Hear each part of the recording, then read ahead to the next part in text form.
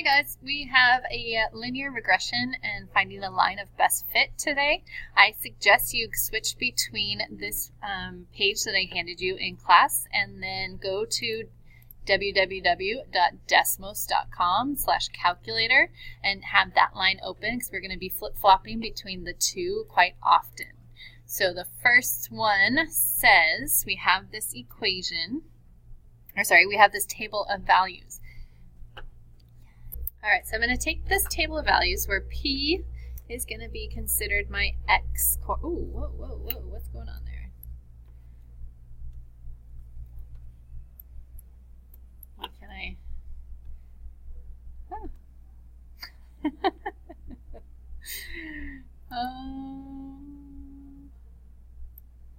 That's a good start. Okay, let's try again. So P is going to be considered my X and S is going to be considered my Y.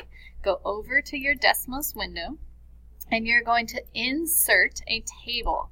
So this plus sign inserts it and then you can see the X one and the Y one. So I'm going to go through and type in 63, 112. Go to the next one, 115, 209. And I keep doing that all the way through. Make sure that X's stay with X's and the Y's stay with Y's.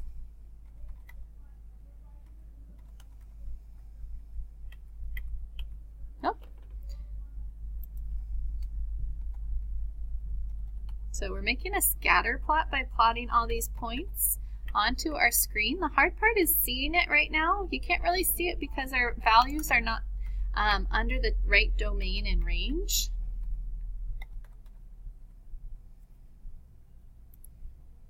And lastly, 375, 712. So you can't see it on the graph right now because my graph is going over by 1, 2, 3, 4, 5, where most of my X's and Y's are in the hundreds, right? So I'm going to use my 63 as the smallest number, and it looks like 375 is the biggest number. So if you go over to this portion where it says graph settings, the little wrench, click on it, and then we can change the X and the Y axis. So here in my domain, my X is going to be smallest at 63, so I'm going to put maybe 60 in there. And then my X's are going to be biggest at 375, so maybe put 400 just to be on the safe side. And then look at the Y's. The Y's look like the smallest is going to be at 112, so maybe we can put like 100. I'm just giving a little bit of room to grow. And then 712 is the biggest, so maybe 750. Okay, somewhere around there. And now you can see the points so much better because I set my domain and range to fit it. I see all my points. So I plotted it, and now it says find the regression equation. The regression, do you guys see how this does make a line? So on the classwork, we're talking about positive correlation, negative correlation, or no correlation. I'm going to say that all these are forming a positive correlation because they're pretty darn close to each other and they're all going up in the positive. I would say this has a positive slope. So down here in the next line, after you type it in, because this has an X1 and a Y1 as your variables, we're going to type in Y and then go down here to the ABC. And then you're going to see the A with the subscript of the B right next to it. So I'm going to click on that and hit a 1. Okay, and then I'm going to go out of that by hitting the arrow over. And I'm going to go back to my 1, 2, 3, and it has a tilde. Well, the tilde is on your keyboard. So if you're looking at your keyboard, right above the tab is the little squiggly line. Not that one, so you have to hit Shift and then the squiggly line, and that's a tilde, the sign. That says it's not going to be equal to, but it's going to be really close to it. And then I'm going to type in M, because it is an equation of a line, right? Y equals mx plus b. X comes next, and we need to put an X1 in there, because we're talking about, right, the points that we plotted up in the table above, and then plus b. So I have y equals mx plus b, that's the slope-intercept form, but we had to put x1 and y1 because those are the table of values that we had up above. Okay, and notice once I type that in, it gives us the R is residuals, and since it's pretty darn close to 1, right, we would say this is a strong correlation, a strong positive correlation, because it's pretty close to 1. And then it tells us that the M is this number, and the B is this number. So if I were to go down to the next line, and just type in y equals, type in that y or that m that you see right above here, 1.83428x, right? Because we had to put in an x, and then minus, I'm going to type in this next 16.4978. Okay. So if you see that, and I hit enter, now I have a graph that's graphing in purple, and I have a graph that's graphing in black. Well, if you click on the black one right here, it doesn't show it on the graph anymore, and we're back to purple. When I click that open circle again underneath my 3, hey, guess what? It's the same exact equation. Isn't that cool? So here is your linear regression that you're going to go back to the other part, go back over here, and that's what we're going to type in for number 1. All right, so I'm going to write this equation over here and say we have y equals, if I have the right formula,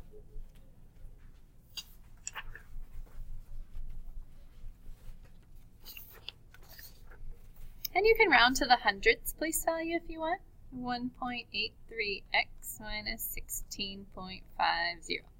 Okay, and oh, I wrote it in the wrong place. Darn. We're up here, number 1. Y equals 1.83x minus 16.5. And then I can erase this guy.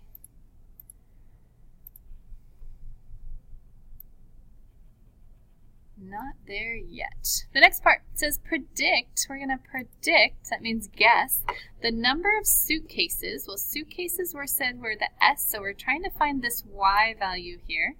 Find the number of suitcases on the airplane with 500 people. Well, we didn't get to 500 people, but if we use our line once again, let's go back to Desmos, and we want to make this. Now, this is where function notation comes in really handy, that if you make this into f of x equals, right, instead of y, y and f of x are the same. When you come down here to the next line, and because you named this equation f of x, now I can plug in the 500, and it plugs it in for me. Isn't that the best thing ever? I thought so when I figured it out. So if f of 500, we're saying x is the number of people on the plane, and this 900 is going to be the number of suitcases that we're looking for. So once again, if I plug in a 500 to this equation, I get 900.62, because we're talking about suitcases, right? Or you don't need to keep it as a decimal, so I can say it's going to be about 900 suitcases. Okay, once again, people is the x, so that's why I plugged in the x is 500, and then it gave me the answer in the line is about 900. Is that not bad, right? I like decimals because it does all the stuff for you. You just have to plug in the values. So problem number 2, let's go back to the decimals page. Now I need to go and clear out. I wonder if I can just clear. Just click on the X's and it clears it all out for you. We're going to add a new table and start typing in the year is going to be the X and the population is going to be the Y. Now I wonder if you plug in the X's first. It might be faster, and then go over to the Y's. Yeah, I think that's a lot faster than going horizontally every time. Okay, that was a ton faster. So now we have the points, right? But look I don't see any of the points again. Why is that? Oh yeah, because my domain was set for the last problem to be in the hundreds. Now we're back to the normal thing. So if you go back to your graph settings and then change it. What's our smallest value? 0 is the smallest, so I'm going to you can keep it 0 if you want to go a little bit negative, that's fine. And then the biggest x value is 15, so maybe go to 20. And then let's change the y. The y looks like it starts at 10 as the smallest, so let's go to maybe 0. I'm just putting a little bit of distance in between. And then change out the y. The y max looks like you can get to 13, so maybe go to 20 as well. And then there it is. So does that look like it has a strong correlation? Though once again, the points are pretty darn close together. And it is traveling in the up direction. It is positive here. So there is, if the question asks what is the correlation, I would say once again it's a strong positive correlation. Then we need to remember, what do we type in here to actually give me the answers? Yeah, we used y1 and x1 again, so I'm typing in y equals mx plus b, but the fancy way. y1, we have to put in that 1. If you find another way to like type in the y1, please let me know instead of doing that little symbol. Ooh, look at, I found the tilde. I like finding new things. So there's the tilde on this keyboard. And then we need a m, we need a x, and then subscript 1. And then we get out of that, right? It's in the subscript line right now, so use the arrow over button and then put a plus b. We're using generic stuff in this line because they're taking the points from the table that we just told it to graph, and now they're forming the line of best fit. So now our R is 0.996, so I'm going to say that is definitely a strong positive correlation.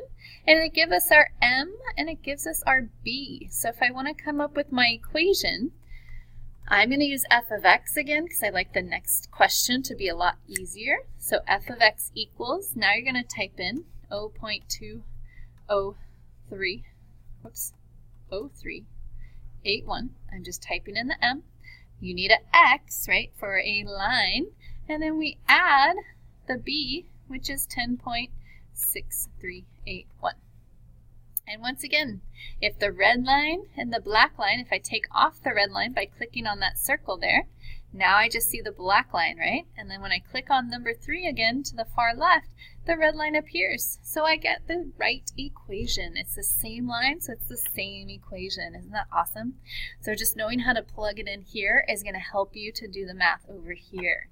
So I go back to my equation, and I plug into 2 this time.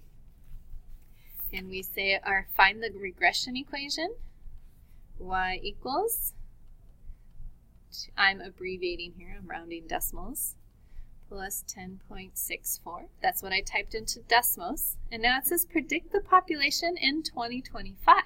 Well, up here it says the table shows the population in thousands. So this is actually 10, if I move the decimal over 3 times, 10,700. This is 11,100.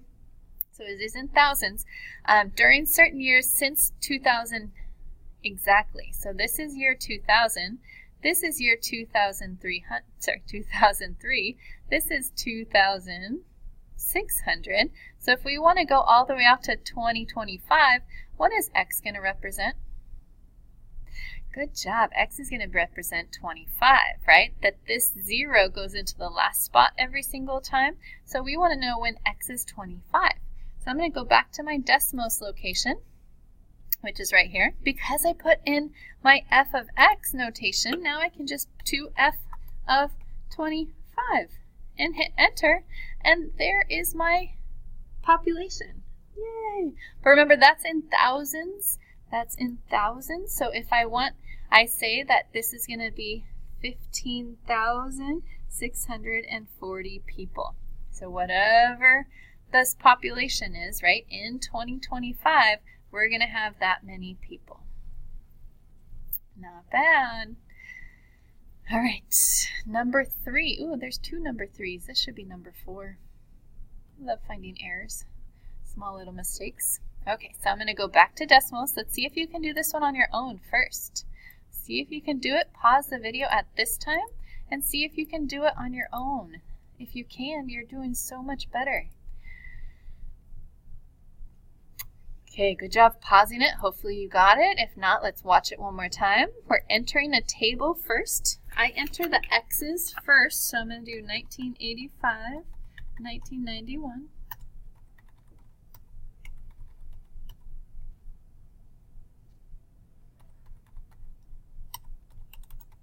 And then I'm going to go over to the Y's.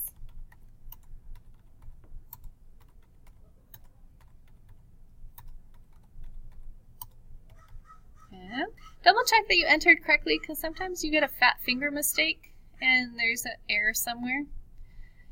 It's better to double check before you go any further. So now that I have that, I don't see any points over here again. What do I do? How do I get the points? Oh, that's right, because our domain and our range is not being seen right now. So we need to go up to our graph settings, and it looks like our X's start at 1995. So maybe let's start it at 1980, a little bit before.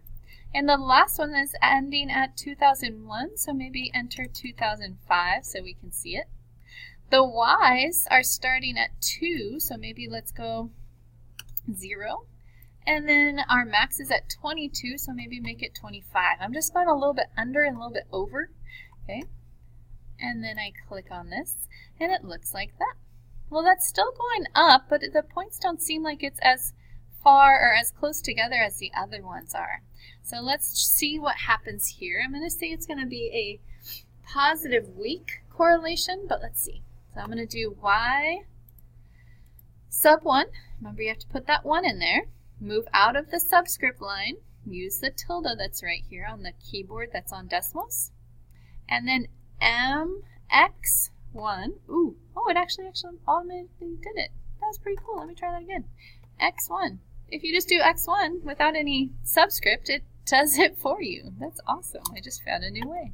Plus B. Y equals Mx plus B. But because we typed into here X1, Y1, you have to type in those variables down here.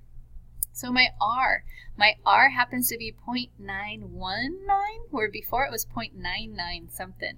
So this is a little bit, the distance from the point to the line is further away on most of these points than the previous examples. Okay, so this would be a positive correlation, but I would say it's kind of weak. It's not as strong as the other one. So let's double check our equation. So now I get to type in y equals 1.22313x plus, or minus, let's do minus, 2429.19.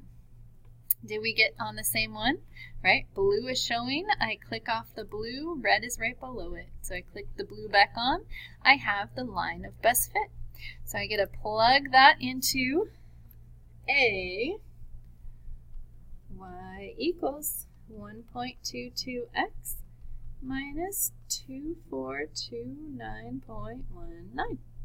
And it says predict the salary of the highest paid player in 2020. If we end in 2001, notice this previous problem, it had abbreviations for the year that we didn't type in 2000, we typed in 0. So when they asked us to predict the population in 2025, I had to plug in our abbreviation is 25. But this problem number 3, we actually typed in the year, right? We don't have any abbreviations. So when it asks us to find the salary in 2020, we are going to use X is 2020. So I go back over to decimals. Oh, I did Y here. So if you tried to do that F of 2020, it's going to be like, what? There's an error. The yellow line says, oh, you didn't put any F's in there. So go back and change your F of X in the previous example. And now it actually does plug in 2020 to this previous line. And we get 41.5.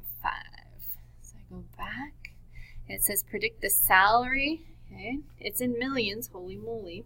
So it would be 35.1. Whoops, I'm dyslexic. $35.21 million. That is crazy. That's a lot of money. All right, last one. This is where you show me how well you are doing. The table below shows the mileage M. M is going to be the X values on 6 cars that were recently traded in along with their value V. Okay, so here's the mileage is going to be the X and V is going to be the Y. So we want to find a regression equation. That's where we go back here. Plug in. I hope you're doing this with me because it is a whole different experience by watching versus doing. So I suggest pausing the video, do it first, and then go back and see if I did it like you did it. Okay, pause it, do it yourself.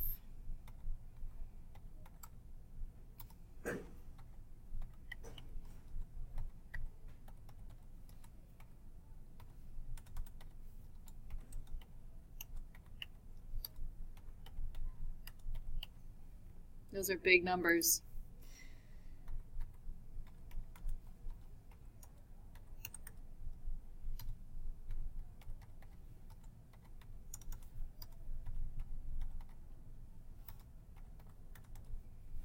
Okay, so I plotted the points, but because those are such big numbers, there's no way I'm going to see it on the grid that's given.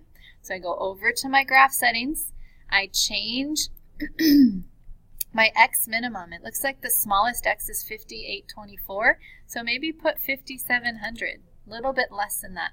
And then go over to your x maximum. Holy cow, it goes up to 159,000, so maybe put 160,000. Whoa, big.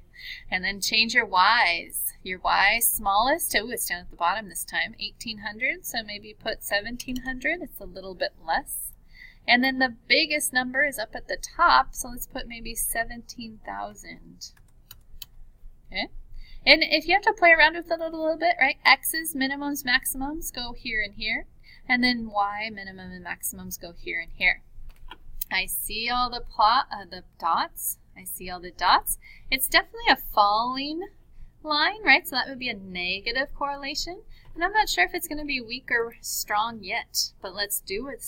How do we put in the line of best fit or the linear regression?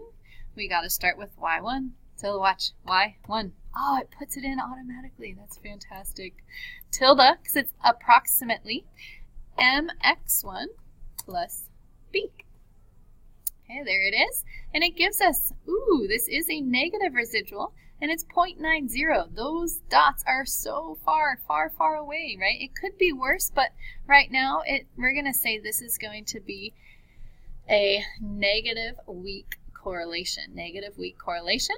It has our m, it has our b right there, so I'm going to type in f of x, because I just like that notation better, of our slope, negative 0.0906, let's say, x plus 13,888.7.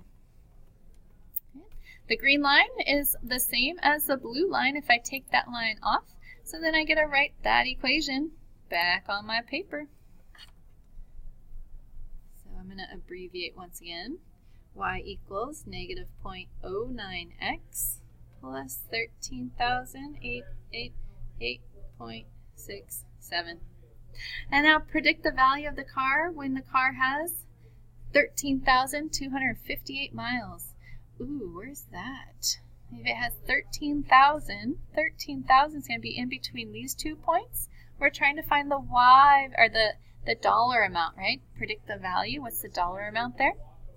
So I'm going to go back to my Desmos. Because I already put it into function notation, I can do f parentheses of 13,258. Enter, and there's my value of the car.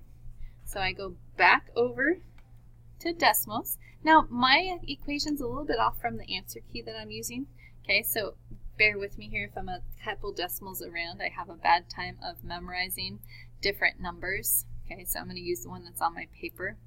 And I'm going to say that the value of this car, it is a dollar amount, is going to be $12,695.45. Now, like I said, I used a different decimal amount from the paper I have and versus the Desmos equation that's over here. Okay, so if it's a tiny bit off, I'm not too worried.